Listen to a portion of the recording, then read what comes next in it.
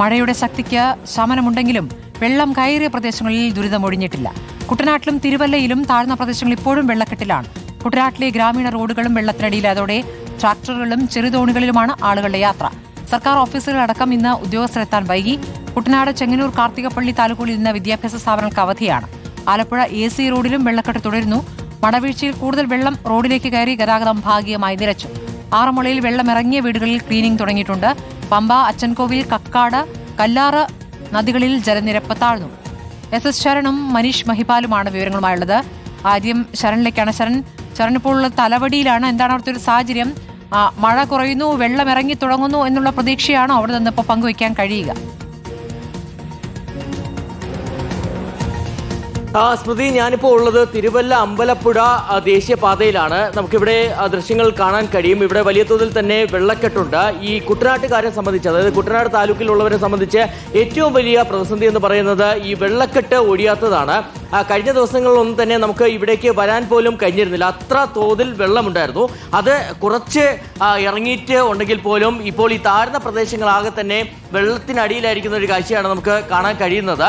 ഇപ്പോൾ ഈ വാഹനങ്ങളൊക്കെ തന്നെ ഈ റോഡിലൂടെ കഷ്ടപ്പെട്ടാണ് മുന്നോട്ട് നീങ്ങുന്നത്. അത്ര വെള്ളം ഇവിടെയുണ്ട്. ഇതിൻ്റെ മറ്റേ ഇടങ്ങളിലേക്ക് പോയി കഴിഞ്ഞാൽ, അതായത് കുറച്ച് താഴോട്ടൊക്കെ ഇറങ്ങിക്കഴിഞ്ഞാൽ വീടുകളൊക്കെ തന്നെ വെള്ളത്തിനടിയിലാണ്. ആലപ്പുഴ ജില്ലയെ സംബന്ധിച്ച് ആലപ്പുഴ ജില്ലയിൽ 2 താലൂക്കുകളുള്ളവരാണ് വലിയ പ്രളയക്കെടുതി നേരിടുന്നുള്ളതാണ്. ഒന്ന് ചെങ്ങന്നൂർ താലൂക്കാണ്. ചെങ്ങന്നൂർ താലൂക്കിലെ ഭൂരിഭാഗം പ്രദേശങ്ങളിൽ നിന്ന് വെള്ളം ഇറങ്ങിയിട്ടുണ്ടെങ്കിലും ഇവിടെ കുട്ടനാട് താലൂക്കിലാണ് കൂടുതൽ പ്രതിസന്ധി ഉള്ളത്. ചേട്ടാ, ഇപ്പോൾ വീട്ടില് വെള്ളം കയറിയോ? വെള്ളം എല്ലാം കയറി മുങ്ങിക്കിടക്കാണ്. മുട്ടറ്റങ്ങളിലാണ്. 80 വയസ്സുള്ള ഇവിടെയാണ്, അടുത്ത് തന്നെയാണ്. കവറിൽ സാധനങ്ങൾ കോഴിയാണ്. വെള്ളം കയറി കോഴിയെ വീട്ടിൽ നിന്ന് കൊണ്ടുവരിക. എന്റെ വീട് ഇപ്പറയാണ്, ഇങ്ങേ വാർഡിൽ. അച്ഛനും അമ്മയൊക്കെ ഇവിടെ താമസിക്കുന്നത്. അച്ഛനെ അങ്ങോട്ട് കൊണ്ടുപോകും ആ വീട്ടിലോട്ട്. ഇതിപ്പം നനഞ്ഞ് ഇങ്ങോട്ട് കോഴിക്കൂടിനകത്ത് വെള്ളം കയറി, അങ്ങനെ ഇങ്ങോട്ട് കൊണ്ടുപോകാം. ബാക്കിയുള്ളവരൊക്കെ സേഫ് അല്ലേ? ബാക്കി അമ്മയെ കൊണ്ടുപോയി വീട്ടിലുണ്ട്. അച്ഛനും അമ്മയും അവിടെ, ഞാനിവിടെ താമസിക്കുന്നത്. ഇവിടെ സ്ഥിരമായിട്ട് ഇങ്ങനെ വെള്ളക്കെട്ടാണ്. അപ്പോൾ നമുക്കൊരു ശാശ്വതമായ ഒരു പരിഹാരം 2018 ശേഷം ഇത് ആദ്യമായിട്ടായിരിക്കും. ഇതാണ് സ്മൃതി ഇവിടുത്തെ ഒരു സാഹചര്യം എന്ന് പറയുന്നത്. നമ്മൾ നേരത്തെ ചക്കുളത്തുകാവ് ക്ഷേത്രം അടക്കമുള്ള ഇടങ്ങളിലേക്കൊക്കെ തന്നെ പോരുന്നതാണ്.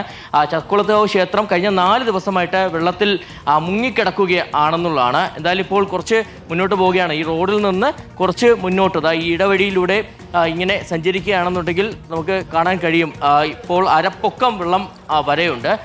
കഴിഞ്ഞ ദിവസങ്ങളിലൊക്കെ തന്നെ ഉണ്ടായിരുന്ന വെള്ളം ചെറിയൊരു തോത് കുറഞ്ഞിട്ടുണ്ടെന്നേ ഉള്ളൂ. അതിനപ്പുറം ഇവിടുന്ന് പ്രതിസന്ധി മാറുന്നില്ല. അതുതന്നെ മഴ പൂർണ്ണമായും മാറി നിൽക്കുകയാണ്. കാര്യമായ മഴയൊന്നും തന്നെ ഇന്നലെ രാത്രിയോ ഇന്ന് രാവിലെയോ കാര്യമായ മഴയൊന്നും തന്നെ ചെങ്ങന്നൂർ താലൂക്കിലാണെങ്കിലും കുട്ടനാട് താലൂക്കിലാണെങ്കിലും പെയ്തിട്ടില്ല. പക്ഷേ ഈ വെള്ളക്കെട്ട് ഇങ്ങനെ തന്നെ രൂക്ഷമായി തുടരുകയാണ്. ഒപ്പം തന്നെ ദുരിതാശ്വാസ ക്യാമ്പുകൾ പ്രവർത്തിക്കുകയും ചെയ്യുന്നുണ്ട്. പ്രത്യേകിച്ച് ചെങ്ങന്നൂർ താലൂക്കിലാണ് ഏറ്റവും കൂടുതൽ ക്യാമ്പുകളുള്ളത്. 25 ദുരിതാശ്വാസ ക്യാമ്പുകളായിട്ട് 428 പേരെയാണ് മാറ്റി പാർപ്പിക്കുകയും ചെയ്തത്. ഒരു പോലീസ് വാഹനം ഇപ്പോൾ ഈ വഴി ബുദ്ധിമുട്ടി മുന്നോട്ട് നീങ്ങുന്നതൊക്കെ തന്നെ നമുക്ക് കാണാൻ കഴിയുന്നുണ്ട്. എന്തായാലും ഇപ്പോൾ ഇത്തെ സാഹചര്യം എന്ന് പറയുന്നത് കുട്ടനാട്ടിലെ സാഹചര്യം, കുട്ടനാട് താലൂക്കിലാണ് കുറച്ചുകൂടി ഗുരുതരാവസ്ഥയുള്ളത്. മറ്റ് ആലപ്പുഴയിലും മറ്റ് പ്രദേശങ്ങളിൽ നിന്ന് വെള്ളം ഇറങ്ങിയിട്ടുണ്ട്.